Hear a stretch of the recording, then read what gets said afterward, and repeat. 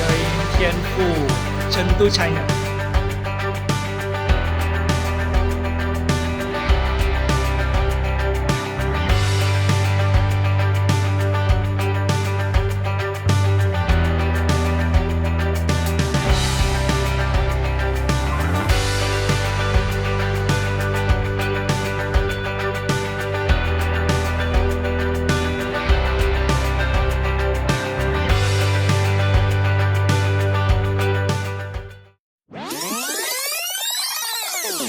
Today, I'm going to share with you 10 tips before even coming to China. Number 1, visa. Before you come to China, please get your visa ready at least 1 month ahead. As of March 14, 2024, China has unilateral visa-free policy for citizens for 12 countries with ordinary passports for travel up to 15 days.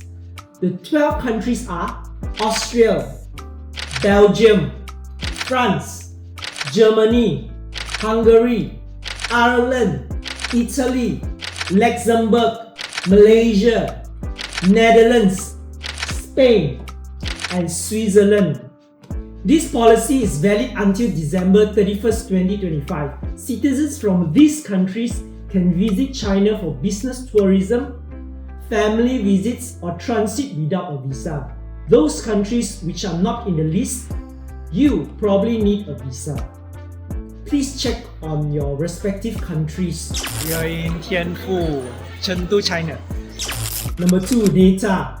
When you arrive in China, you either buy a Chinese SIM card or using your home country roaming data. However, with a Chinese SIM card, you are restricted to a few websites. Social media apps such as YouTube, Instagram, TikTok, Facebook, WhatsApp, and even Google won't work in locals' Wi-Fi. What I would recommend is to use your own country's roaming data with a VPN to stay connected with your loved ones. Look at this train station. Oh, so big. Number 3, drinking water. Like most Asian countries, none of the tap water in China is drinkable. Please boil or get bottled drinking water, which are easily accessible in any convenience stores. Number 4, WeChat. The next tip that I have is to download WeChat. If you don't know what WeChat is basically a Chinese WhatsApp. People in China don't use WhatsApp, they use WeChat instead. I recommend you to download WeChat just to be sure you can connect with the locals there. Number 5, WeChat Pay and Alipay. Basically, people in China hardly use cash anymore. They are living in a cashless world. So I advise you to download WeChat and Alipay apps. WeChat Pay is linked to your WeChat app. Please get your apps ready even before you arrive in China.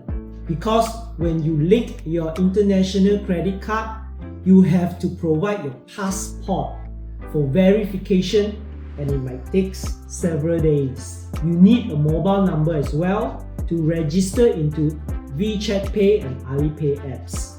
Number 6, Didi Taxi app. Uber, Grab, GoCar, Bolt, and other taxi booking apps do not exist in China. The only taxi app available in China is Didi, D-I-D-I. You can download Didi app separately, or you can use it in the Alipay app.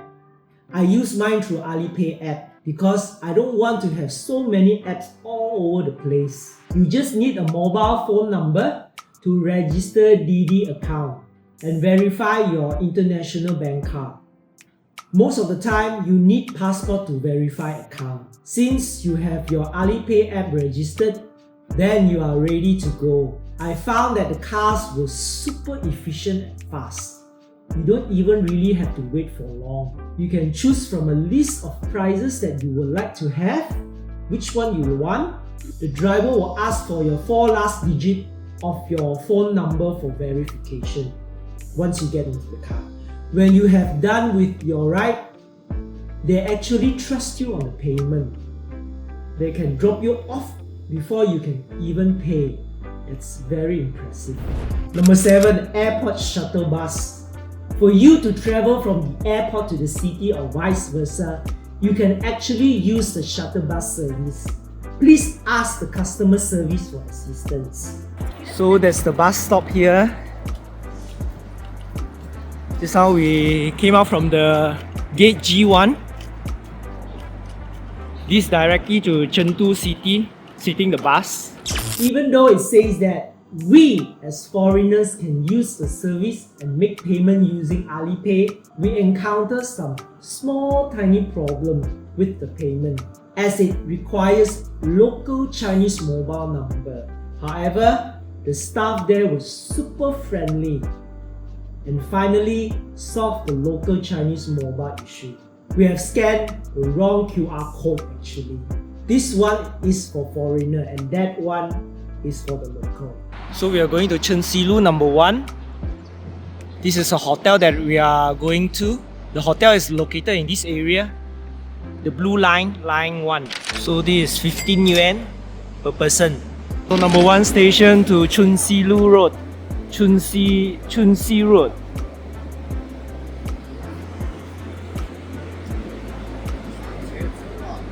We're in the bus at last. To Chun Si Road.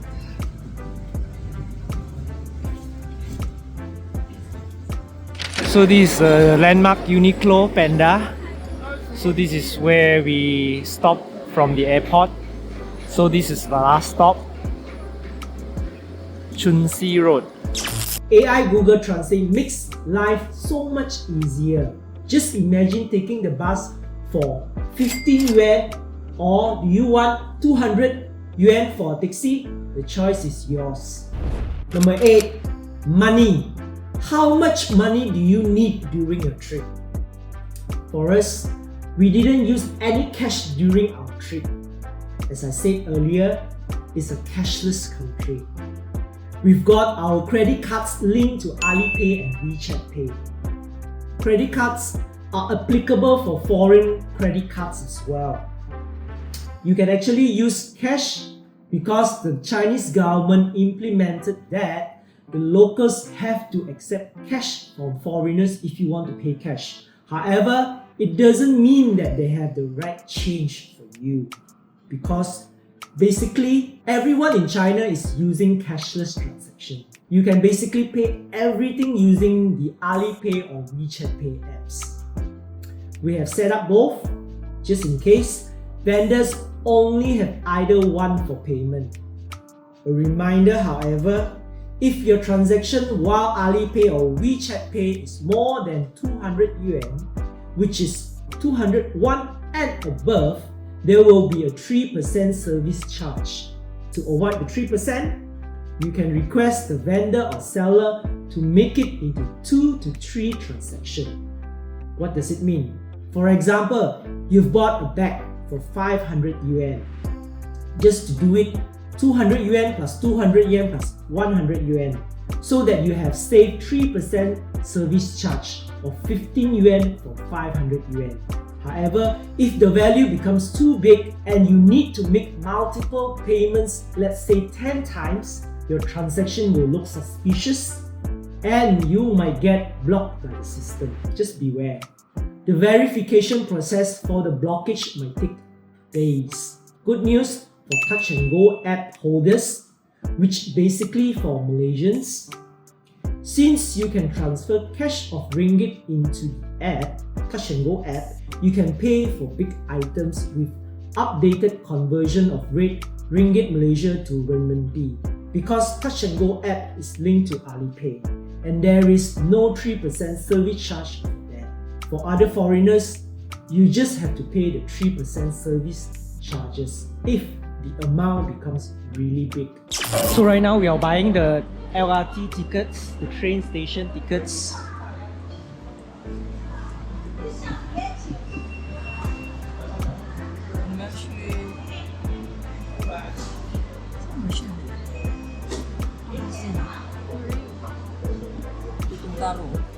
So we are going where? Where are we now? So we are going there. Alright. 去东大路。用呢個，你用呢個。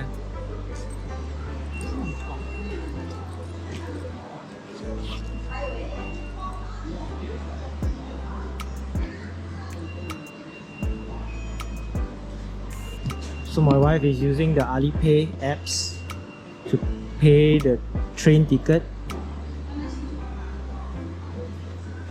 9 yuan. Each of us 3 yuan.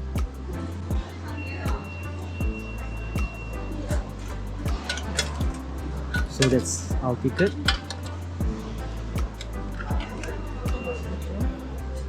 Okay.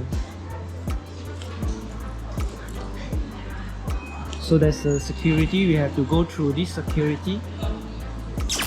And for you guys and other foreigners, if you have any loopholes or anything to share to avoid the 3%, please let us know under the comments below. Number 9, world charger. Moving on to the next tip is to have a world charger. For example, this one. You have all of these options. You can charge anywhere. I like to bring my extension cord with me as well. As we are traveling as a family, we have lots of electronic stuff with us. These days, we need to be practical. It's really impractical to charge a device one at a time. I'm lucky enough for staying in Indonesia to have my plugs similar to the ones in China. So I don't need a world charger actually. Lastly, number 10, accommodation. Not all hotels accept foreign passports. There are 2 different hotels. One hotel is only for local Chinese citizens.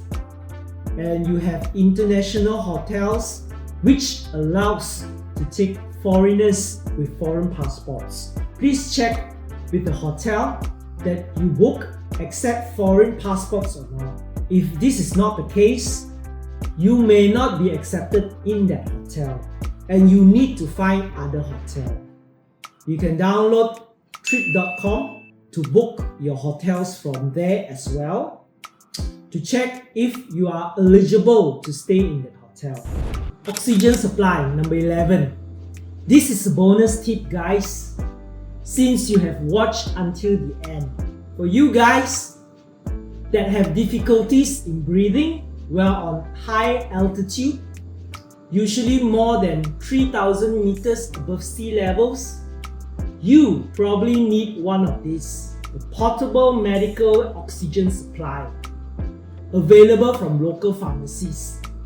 20 yuan for 1 liter. 这个取出来，把它安在上面，这个深一点的在上面嘛，鼻子这边，然后你就那个鼻子按一个，对，一般你就吸的多长就按多长，然后就不要按了，就放开，然后吸的时候再按。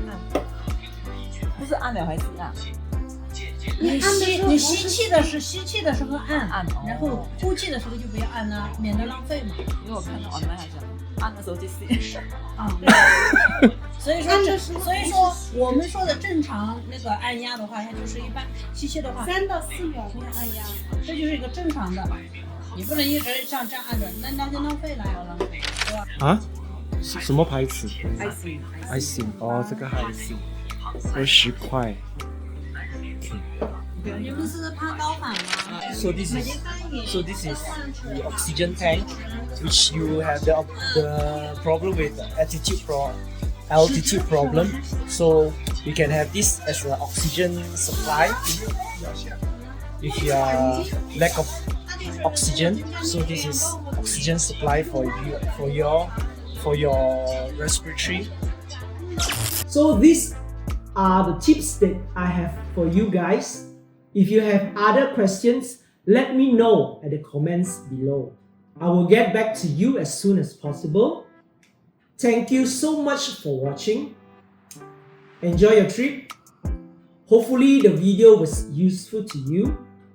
Don't forget to like and subscribe to my channel, Daniel Ong. And I will see you in my next video. Bye.